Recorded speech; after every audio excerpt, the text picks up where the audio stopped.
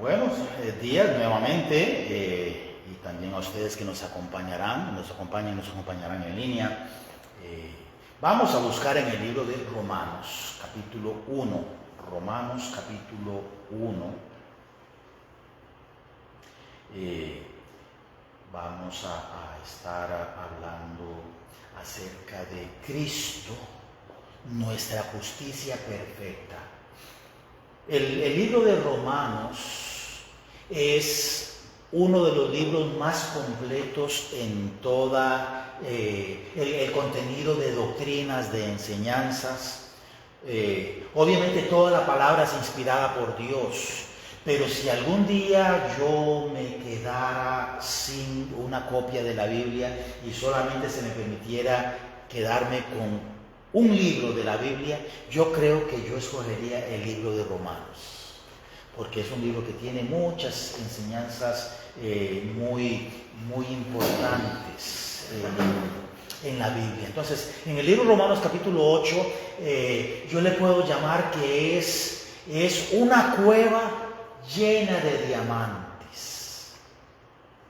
El capítulo 8 tiene tantas enseñanzas y vamos a ver. No creo que este domingo vayamos a poder terminar todo lo que tengo preparado. Posiblemente que va a ser una enseñanza de 2 domingos. Pero Cristo, nuestra justicia perfecta. Vamos a orar. Padre bendito, ahora nos disponemos a abrir tu palabra. Ya hemos alabado tu nombre. Esperamos que nuestras alabanzas hayan llegado a ti con agrado, Señor, porque tu palabra nos dice que todo lo que respira, alabe a Jehová, aleluya. Estamos respirando y somos hijos tuyos y podemos y debemos de glorificar tu nombre. Ahora, mi Dios, ayúdanos a escudriñar tu palabra para que tú nos hables en el nombre de Cristo Jesús. Amén. Muy bien, dice así en el versículo 1: ahora pues, ninguna condenación hay para los que están en Cristo Jesús, los que no andan conforme a la carne, sino conforme al Espíritu. Entonces aquí tenemos varias enseñanzas bien interesantes. No hay condenación para los que están en Cristo Jesús.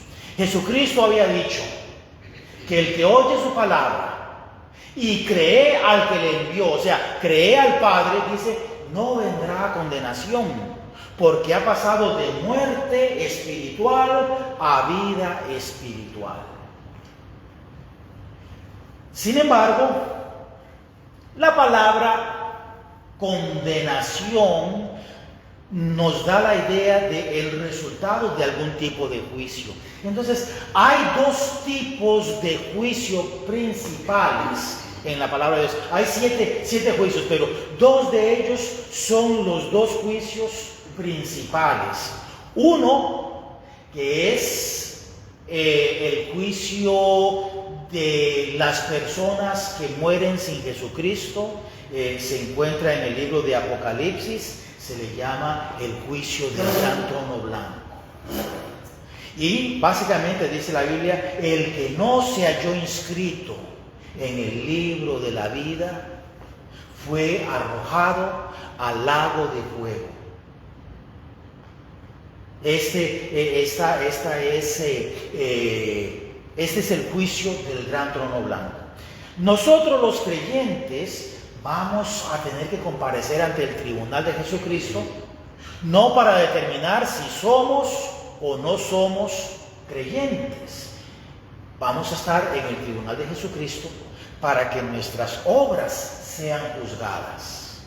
Entonces nosotros no vamos a ser juzgados como creyentes, porque ya Jesucristo fue juzgado por nosotros y fue castigado por nosotros, el justo por los injustos, pero sí nuestras obras. Y cada uno de nosotros va a recibir según lo que haya hecho mientras estaba viviendo en la carne, en este tabernáculo, en nuestro peregrinar, en este mundo, ya sea bueno o ya sea malo.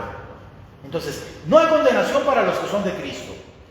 La condenación con respecto a la salvación. No vamos a ser condenados porque Jesucristo sufrió nuestro castigo y nos regaló su justicia. Pero hay una condenación que es con respecto a las recompensas. Vamos a recibir, según lo que hayamos hecho mientras estábamos en el cuerpo, sea bueno, sea malo. Por eso es que dice aquí, no hay condenación para los que están en Cristo y que no andan conforme a la carne. La palabra andar nos da una idea de algo constante. Por ejemplo, ¿te gusta la playa? ¿Sí? ¿También? A mí me gusta, no es necesariamente que me encanta en el sentido de que me encantaría vivir. No me gustaría vivir en la playa, para mí es un poco caliente. Entonces, no es que me encantaría vivir allí, pero cuando voy, unos cuantos días, una semana, lo disfruto. ¿Por qué? Porque ya sé que después voy a venir. Entonces, no podemos decir que nosotros andamos en la playa o vivimos en la playa. Hay gente que sí. Tenemos algunos conocidos que vivían aquí en Georgia, compraron en Florida, construyeron en Florida y ahora viven cerca de la playa. Hay unos vecinos vivían en la parte de atrás de la casa de nosotros, habían construido y tienen una casa en una de las islas, ¿verdad? Es en una de las islas, y la tienen, ¿verdad? Está a 50, 100 metros de la playa. Entonces ellos ya andan, ya viven en la playa. Nosotros no, nosotros vamos de vez en cuando. Esta es la idea de lo que está diciendo acá. Los que no andan conforme a la carne. Todos nosotros caemos en pecado. Todos nosotros somos tentados y sucumbimos a la tentación. Pero una cosa es caer en pecado y sucumbir a la tentación, y otra muy diferente es andar en el pecado, vivir en el pecado constantemente. Entonces, está haciendo la aclaración, no hay condenación para los que están en Cristo. Y de los que están en Cristo, aquellos que no andan conforme a la carne, que no andan satisfaciendo lo que la carne les está demandando, sino que andan conforme al Espíritu. En otras palabras, aquellos que dicen todos los días, Señor, yo quisiera con tu poder, en el nombre de Cristo, ser mejor que lo que fui ayer. Ayúdame hoy a levantarme, tomar mi cruz, negarme a mí mismo y seguir en pos de ti. Esto es lo que significa que no hay condenación para los que son de Cristo y los que no andan conforme a la carne, sino conforme al Espíritu. Andar entonces nos indica un proceso constante en todo sentido. Por ejemplo, en la toma de nuestras decisiones diarias a corto y a largo plazo. Nuestra relación con Dios. Lo primero que debemos de hacer es, cuando nos levantamos en las mañanas, es hablar con Dios, alimentarnos de Dios. Lo último que debemos de hacer en las noches, despedirnos de Dios. Darle gracias a Dios por un día que nos dio, por el trabajo, por la comida, por la ropa. Nuestra relación con nuestros seres queridos, el andar conforme al Espíritu, entonces tiene que ver con ese proceso constante de las decisiones diarias, nuestra relación con Dios, nuestra relación con los seres queridos. Cómo nos llevamos con nuestro cónyuge, cómo nos llevamos con nuestros hijos, cómo nos llevamos con nuestros hermanos, cómo nos llevamos con los compañeros de trabajo, cómo nos llevamos con las personas que nos rodean, nuestra relación con nuestra iglesia también. Hay un termómetro, hay una medida que yo he utilizado en un par de ocasiones. Les he dicho a los hermanos, ¿qué es más importante? ¿Dios o el trabajo? ¿La iglesia o nuestro patrón, nuestro jefe? Inmediatamente, no, Dios es más importante, no, la iglesia es más importante. Y yo les he dicho a estos hermanos, si nosotros tratáramos a nuestro patrón o a nuestro trabajo de la manera que lamentablemente muchas veces tratamos a la iglesia o a Dios, nos quedaríamos sin trabajo. Nos quedaríamos sin trabajo. ¿Cuántas veces? Bueno, vamos a dar este ejemplo. ¿Qué pasaría con nosotros si faltamos al trabajo y al día siguiente llegamos al trabajo y nuestro jefe nos pregunta, pero ¿qué pasó? ¿Por qué no viniste al trabajo? No, es que había un cumpleaños en la familia, entonces fuimos al cumpleaños. Okay. Muy bien. Y a la semana siguiente volvemos a faltar otra vez y al día siguiente, después de que faltamos, llegamos a la iglesia. Pero, ¿qué pasó? No, es que había un partido de fútbol, mi equipo jugaba y no podía perder el partido y me había quedado con unos amigos para hacer una carnita y no sé qué. ¿Qué? ¿A la iglesia o al trabajo? No, al trabajo. Perdón, al trabajo, no a la iglesia, sino al trabajo. Y después, a la semana siguiente, volvemos otra vez a faltar. Porque llegó familia. Y después, a la semana siguiente, bueno, ¿qué va a pasar con nuestro trabajo? Nos van a despedir. No, amiguito. Esas no son excusas. Entonces, ¿cuál fue la última vez que faltamos al trabajo porque había un partido de fútbol? No. Esa no es una verdadera razón. Pero ¿saben que hay creyentes que han faltado a la iglesia porque su equipo juega? Y hay veces ni siquiera juega el domingo. Algunas veces su equipo juega el sábado en la noche, bien noche, y después del partido se quedan celebrando o lamentándose, dependiendo del resultado, y al día siguiente no van a la iglesia. ¿Por qué? Entonces, ¿qué es más importante, Dios o el patrón? No, Dios. ¿Qué es más importante, la iglesia o el trabajo? Bueno, la iglesia. Pero ¿qué pasaría con nuestro trabajo? ¿Qué haría nuestro patrón si tratáramos a nuestro patrón muchas veces de la manera en que tratamos a Dios? Andar en el Espíritu. Nuestra relación con nuestros compañeros de trabajo. El andar en el Espíritu afecta todo esto. Afecta nuestra relación con los vecinos. Hay vecinos y hay compañeros de trabajo que son bien fáciles. Hay vecinos y hay compañeros de trabajo que son bien difíciles. Creo que es en Primera de Pedro. Dice, siervos, sujetaos a vuestros amos. Es cuando en aquel entonces las personas por diferentes razones tenían que venderse y se vendían como esclavos, como sirvientes. Y dice la Biblia, pero no se sujeten y no sean respetuosos solamente con aquellos amos que son buena gente y que son respetuosos. Dice, aún con los que son difíciles. ¿Por qué? Porque tenemos la obligación de ser luz y ser sal y de andar en el Espíritu.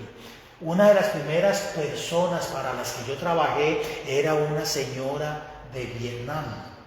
No voy a decir que todas las personas de Vietnam actúan así, pero esta señora actuaba así.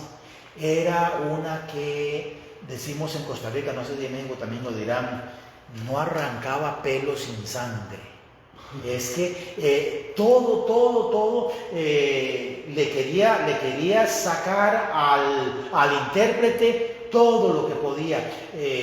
Ella no pagaba las millas, muchas veces decía, no, ese trabajo no vale tanto, pero ella lo cambiaba antojadizamente cuando ella lo quería.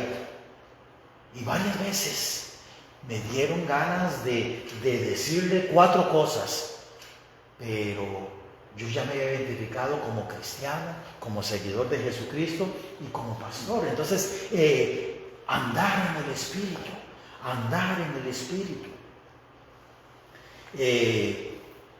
Andar en el Espíritu también es la forma en que nosotros nos vestimos, la forma en que nosotros hablamos, la forma en que nosotros hacemos negocios.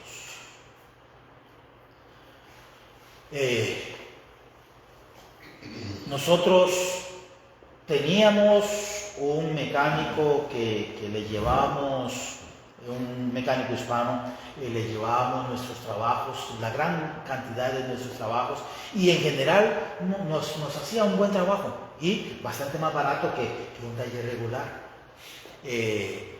Ahora, ¿qué fue? El viernes tuve que llevar la camionetita mía para que se le hicieran el cambio de aceite. Ya era hora del cambio de aceite, y ellos siempre revisan que este líquido, que esto, y antes me dijeron, de acuerdo con las millas, ya es hora de cambiarle el filtro del motor, el filtro de aire del motor. Sí sabes, ¿verdad? Que eso. Entonces, muy bien. ¿Y cuánto sería?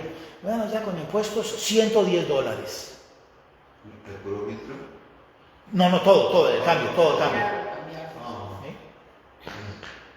¿Quieren que lo hagamos de una vez? No, está bien, voy a revisarlo, a ver, pero no, está bien, después yo les aviso. Fui a una tienda de repuestos, lo compré. Había uno de $60, había otro de $30 y había otro de $20. Los revisé, se veían exactamente iguales. Tal vez haya un poquito de diferencia, pero le pregunté a la persona que me lo vendió, me dice, bueno, este de aquí, usted va a caminos polvorientos muy a menudo. No, mi carrito está siempre aquí en la ciudad. Entonces no desperdicie su dinero, porque este de aquí es cuando las personas salen al campo, ¿right? y donde hay mucho polvo, entonces ese tiene una protección extra. Pero si está por acá, este de aquí, el más barato, es más que suficiente. Bueno, muchísimas gracias. Ella era la experta, ¿verdad? en eso. Entonces, $20. Duré menos de 10 minutos cambiarlo. Menos de 10 minutos cambiarlo. Y me ahorré $90. Pero esta compañía a la que fui a hacer el cambio de aceite tenían un cupón muy bueno de cambio de aceite, entonces lo llevé allí. Pero es una compañía que se identifica como una compañía cristiana. Entonces uno dice, es que si hubieran ganado $40, pero $90, no, es mucho. Entonces, en nuestro andar, la forma en que hacemos negocio, debemos de andar en el Espíritu, en todas las áreas. Versículo 2 dice, porque la ley del Espíritu de vida en Cristo Jesús me ha librado de la ley del pecado, de la muerte. En otras palabras, el andar en Cristo me ha librado del pecado y de la muerte. El andar en Cristo me ha librado del pecado y de la muerte. La palabra librar significa poner en libertad. La Biblia da una comparación de las personas que todavía viven en pecado, que andan con los grilletes en sus manos y en sus pies. Yo nunca he sido esposado. Cuando chiquillos teníamos de esas esposas de plástico y jugábamos, ¿verdad? De que andábamos, pero eran de plástico. Uno mismo les podía estripar un botoncito y ya se abrían. Cuando yo era intérprete judicial, en varias ocasiones vimos cómo venían los acusados ante el juez. Algunos, dependiendo de cómo fuera, venían con una cadena en su cintura y sus manos esposadas a su cintura para que no pudieran. Otras veces con las manos esposadas para atrás y con los pies esposados y caminan arrastrando los pies porque la cadena no es que les da un buen rango para que si tienen que salir, si van a salir corriendo, que salgan como pingüinos, que no puedan dar pasos grandes. Hace ya tal vez unos 20 años sucedió un caso serio aquí en Costa Rica donde una señora pequeñita estaba alistando al acusado para llevarlo ante el juez y tenía que pasarle, sí, fue aquí en Georgia, creo que era de pasarle las esposas de atrás hacia el frente. Y en eso, cuando ella le quitó las esposas, una señora chiquitita, y el hombre, un hombre de cerca de 2 metros y corpulento, de gimnasio y de ejercicios y de mucha maldad, la cuestión es que donde lo soltó, de una vez le metió un golpe y claro, la cara despedazada y ya la noqueó. De una vez se soltó todo, le quitó la pistola y entró, mató al juez, disparó a varios de los abogados y no sé qué, y salió huyendo, se robó un carro, después lo cambió, mató a otra persona a la que le robó una camioneta e hizo desastres.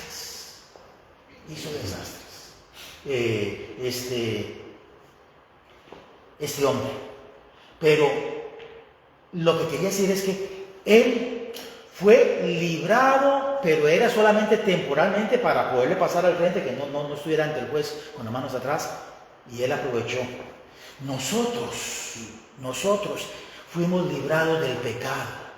Jesucristo pagó el precio de nuestros pecados. Nosotros íbamos ya con rumbo al matadero, acercándonos poco a poco al infierno preparado para el diablo y sus ángeles. Pero un día Jesucristo nos vio y nos dijo: yo tengo las llaves para darte la libertad. ¿Te gustaría que te dé la libertad? Y hay personas que vuelven a ver a Jesucristo, lo ignoran y siguen caminando su vida ensimismados, pensando que están bien, pensando que están disfrutando de la vida, sin saber de que están esposados con rumbo a la condenación eterna.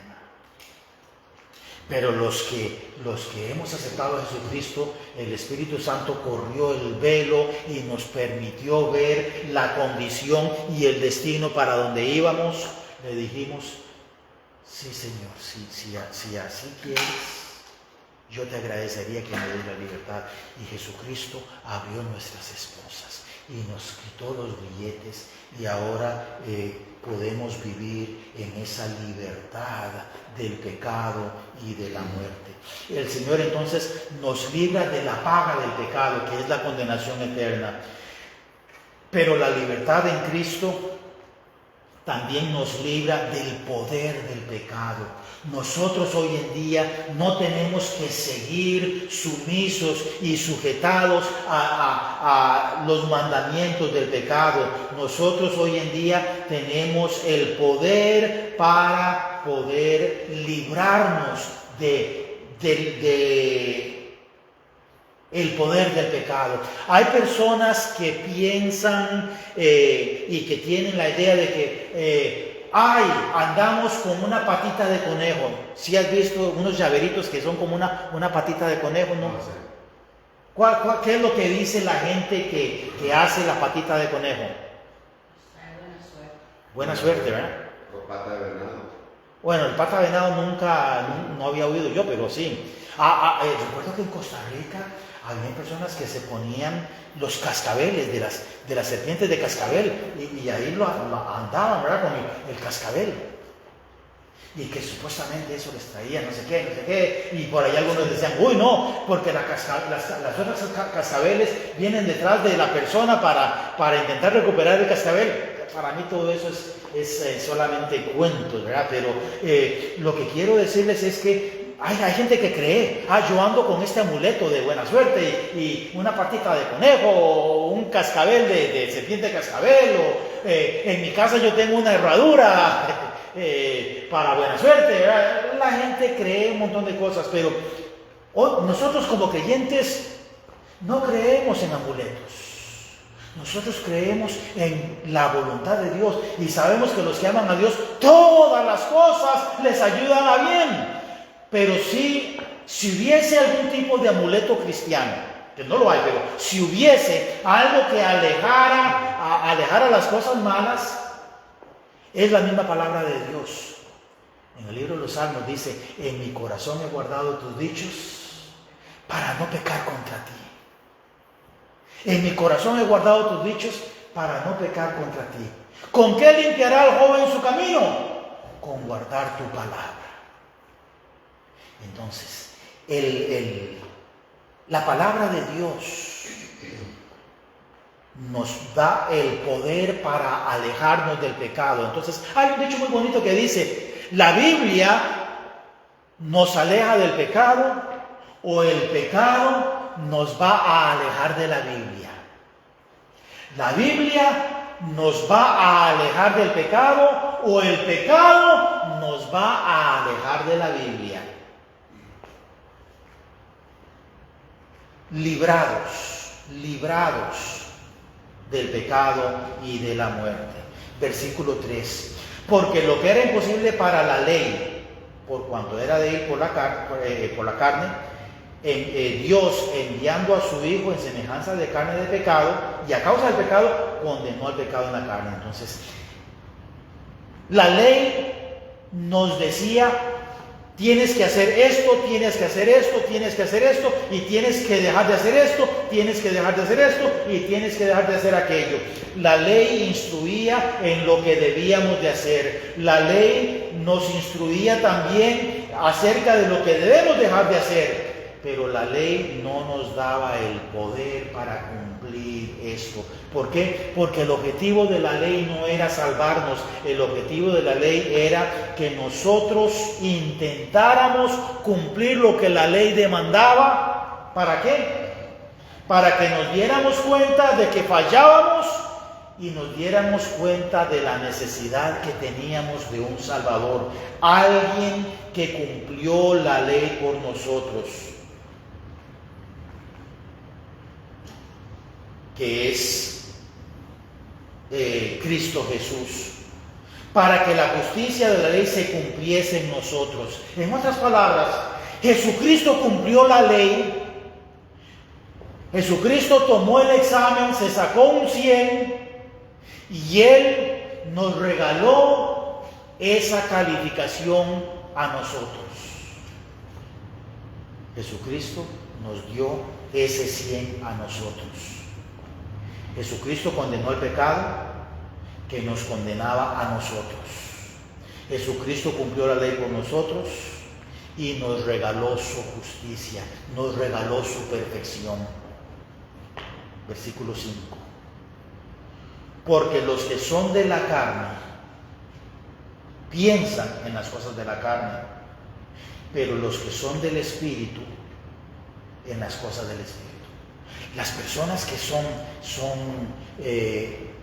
no creyentes solamente piensan en las cosas de este mundo. Piensan en los negocios, piensan en la diversión. Hoy en día, en donde hay una gran cantidad de personas, hispanos, anglos, asiáticos, de raza negra, de raza de India, en donde está una gran cantidad de personas ahorita, hoy en día. Afuera, disfrutando de un día bonito que el Señor nos ha regalado. Hace muchos años, bueno, no tantos años, pero hace unos años, cuando uno veía las noticias los domingos y veía al meteorólogo hablando, o a la meteoróloga hablando, dice, hoy va a ser un día bonito, cuando ustedes vayan dirigiéndose a la iglesia, y cuando salgan de la iglesia van a encontrarse con una temperatura así, o van a encontrarse con lluvia, o lo que sea. Uno de los canales a veces Todavía lo dice. Hoy estaba viendo uno que dice, hoy domingo va a ser un día fabuloso para ir al parque, para ir a pescar, para ir a andar en bicicleta, para hacer sus cosas en el jardín, y aprovechenlo porque ya mañana se vuelve a calentar. Ya mañana sube la temperatura otra vez. Entonces nuestro otoño de preámbulo, el otoño falso, ya va a terminar y van a venir como unos 4 días de temperaturas al nivel de donde deberían de estar o por encima, bastante más calientes. Pero es interesante, las personas que no son de Cristo, pues, disfrutemos de este día. Es que el domingo es el único día que yo tengo para hacer mis cosas, es el único día que yo tengo para lavar ropa, es el único día que yo tengo para lavar el carro, es el único día que yo tengo para... ¿Cuántas veces nos han dicho a nosotros eso? Muchas veces. Una vez dicen a uno, ay, si son religión, ¿verdad? Para ir a la misa. Sí. Dicen que son católicos, ni siquiera van. Y Sí. pues, entonces, obviamente Dios ni siquiera es nada para ellos. Sí, lamentablemente, y aún de muchas otras religiones. Voy a finalizar hoy, y el próximo domingo vamos a continuar con el versículo 6, pero voy a finalizar hoy leyendo 2 versículos. Entonces, dice en el versículo 5 que los que son de la carne piensan en las cosas de la carne, pero los que son del Espíritu, en las cosas del Espíritu. Es incorrecto que un cristiano esté constantemente pensando en las cosas de la carne. Y es imposible que una persona no cristiana esté constantemente pensando en las cosas que son del Espíritu. Vean lo que dice 1 Corintios 6:19, dice: ¿O ignoráis que vuestro cuerpo es templo del Espíritu Santo, el cual está en vosotros y el cual tenéis de Dios, y que no sois vuestros? Muchas veces nosotros pensamos, bueno, yo ya soy adulto, ya no tengo que obedecerle a mis papás, tengo mi propio trabajo, gano mi propio dinero, tengo mi propio carro, pago mi propio seguro, le echo gasolina, pago mi propio apartamento, lo que sea, ya, yo soy mi jefe. Pero nosotros los cristianos tenemos que darnos cuenta de que nosotros no somos nuestros jefes, ya no somos nuestros, hemos sido comprados por precio, le pertenecemos a Cristo, le pertenecemos a Dios, que nos amó y se entregó a sí mismo por nosotros. ¿O ignoráis que vuestro cuerpo es templo del Espíritu Santo y que ya no somos nuestros?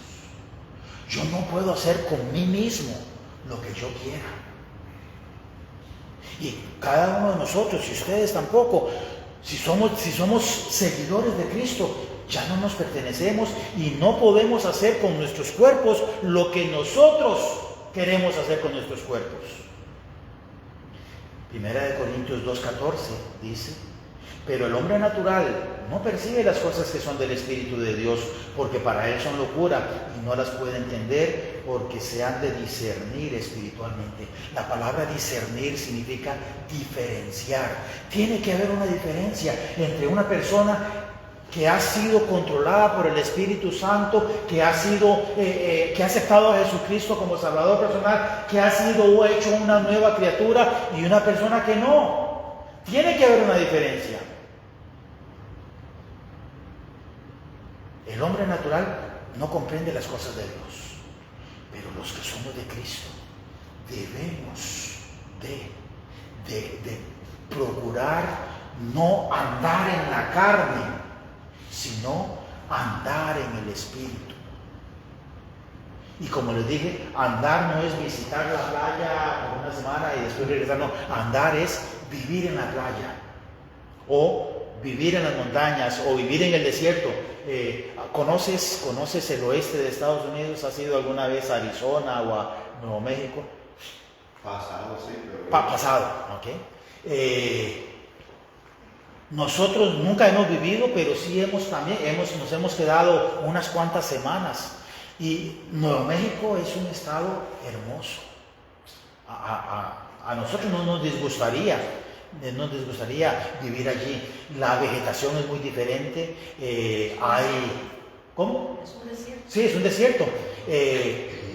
Muchos de los jardines de allí son jardines de rocas. Entonces tienen un montón de rocas, de piedras y una plantita por acá, porque el agua es escasa, es un desierto. Pero nosotros no andamos en el desierto. Nos quedamos un par de semanitas y tenemos unos muy buenos amigos que todavía viven allí, en Nuevo México. Y creo que no nos disgustaría andar en el desierto, o sea, vivir en el desierto. Entonces, hermanos, andemos en el Espíritu. No andemos en la carne, andemos en el Espíritu. Y vamos a caer, y vamos a levantarnos, y como dice Proverbios 18:13,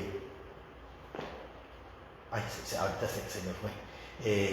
El que encubre su pecado no prosperará, pero el que lo confiesa y se aparta alcanzará misericordia. Entonces, ¿vamos a caer? Sí, vamos a caer. Levantémonos una vez más, confesemos nuestros pecados y sigamos adelante. ¿Y vamos a caer otra vez? Sí, vamos a caer otra vez. Levantémonos otra vez, confesemos nuestro pecado y sigamos adelante. No andemos en la carne, andemos en el Espíritu. Vamos a orar. Dios bendito, en el nombre de Jesucristo te pido, mi Dios, que tu palabra no regrese a ti vacía, sino que pueda producir aquello para lo cual tú la has enviado. En el nombre de Cristo Jesús. Amén. Ustedes también, muchísimas gracias por acompañarnos. Que el Señor les bendiga muy ricamente.